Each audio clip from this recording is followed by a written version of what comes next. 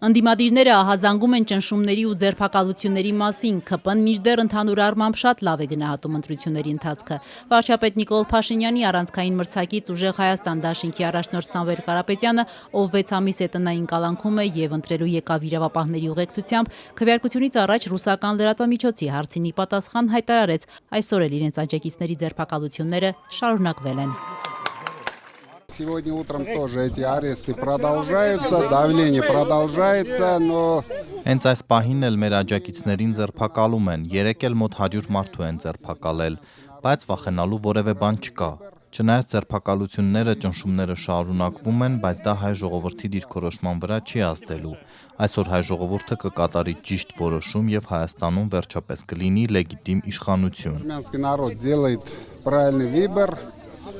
И будет в Армении наконец-то легитимная власть. Երկրորդ նախագահ Հայաստան դաշինքի վարչապետի տեխնացու Ռոբերտ Քոչարյանն այսօր քվեարկությունից հետո հայտարարություն որակեց տեղի ունեցողը, պնդեց ճնշումների պատճառը իշխանությունը կորցնելու Փաշինյանի վախն է։ Տպավորությունը այնպեսին է, որ այս երկրում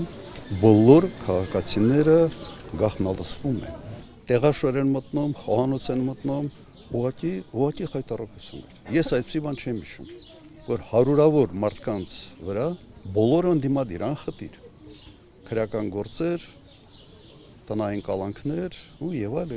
սա ուղղակի հայտարարություն։ Մենք արձանագրել ենք Իդեպ Ռոբերտ Քոչարյանի առաջնորդած դաշինքի падգամավորի տեխնացու Արծվիկ Մինասյանն ավելի ուշ հրավիրած ասուլիսում պնդեց, ընտրությունների ընթացքում մի շարք խախտումներ են արձանագրել, մասնավորապես բաց քվեարկության, ուղղորդվող կամ վերահսկելի քվեարկության բազմաթիվ դեպքեր։ Այդ առնչությամբ հաղորդումներ են ներկայացրել ԿԸՀ եւ դատախազություն, արձագանք սակայն դեռևս չեն ստացել։ Ընտրությունների նախորդող ու նաեւ բուն ընտրական փուլում իշխանության ճնշումների մասին է բարձրաձայնում նաեւ ԲՀԿ առաջնորդ Գագիկ Ծառուկյանը։ Քաղաքականության էջը փակած ու նորից բացած մեծահարուստ գործարարը սակայն վստահ է, ինչքան էլ ճնշումներ բանեցվեն, միևնույն է Փաշինյանն արդեն պարտված է։ Այսօր էլ ասենք թե մի 50 հոգի մեր մարդկանցից տարել են։ Անտեղի տեղ ինչ որ տանել են, որ մարդիկ չզբաղվեն, բայց դրան էլ հարցի լուծում չի։ Ժողովուրդը հոգնել է, ժողովուրդը ուզում է փոփոխություն, սուտ ասելը դա ապագա չի։ Ինչ կա թե ճնշումները արդյունքի վրա չի ազդել ընտրության։ Ինչքան էլ որ ազդի, ինչքան էլ անեն, մեկը պարտված է։ Անհնարա, որ դա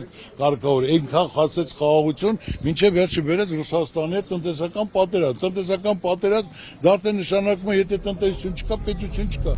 Իշխող ուժը մինչդեռ այսօր հրավիրած ասուլիսում շտապեց հակադարձել, որևէ քաղաքական հետապնդման մասին խոսք լինել չի կարող, ձերբակալվում են նրանք, ովքեր անօրինականություններ են թույլ տվել։ Փաշինյանի առաջնորդած ՔՊ նախընտրական շտաբի ղեկավար Արայիկ Հարությունյանը Ռոբերտ Քոչարյանին հիշեցրեց նրա պաշտոնավարման ընթացքում տեղի ունեցած ընտրությունները, երբ քվեատուփեր էին փոխում։ Որևէ քաղաքական ճնշման մասին այստեղ չի կարող խոսք լինել։ Մարդիկ, այսպես ասած, կոնին քեշ եւ մեծ փող են դրել եւ դրա համար պետք է պատժվեն, որովհետեւ ընտրությունները չի ենթադրում կազինո, ընտրությունները ենթադրում է քաղաքական պայքար։ Ուժեղ Հայաստան դաշինքի առաջնորդ Սամվել Կարապետյանը սակայն այսօր էլ հերքեց իր ուժի հասցեին հնչող մեղադրանքները։ Իհարկե չենք բաժանել։ Իհարկե որ բաժանած լինեինք, հիմա ինձ էլ նորից կալանավորած կլինի։ Իշխանության մեղադրանքները որևէ հիմք ունեն, դուք որևէ կապ ունեք Ռուսաստանից եկող հայերի։ Իհարկե ոչ, ես կալանքի տակ լինելով ինչ կապ կարող եմ ունենալ։ Ձեր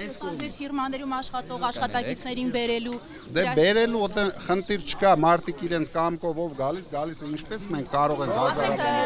Տոմսետ գնելով, չգիտեմ ինչ որ ձևով շահագործել։ Իհարկե չկա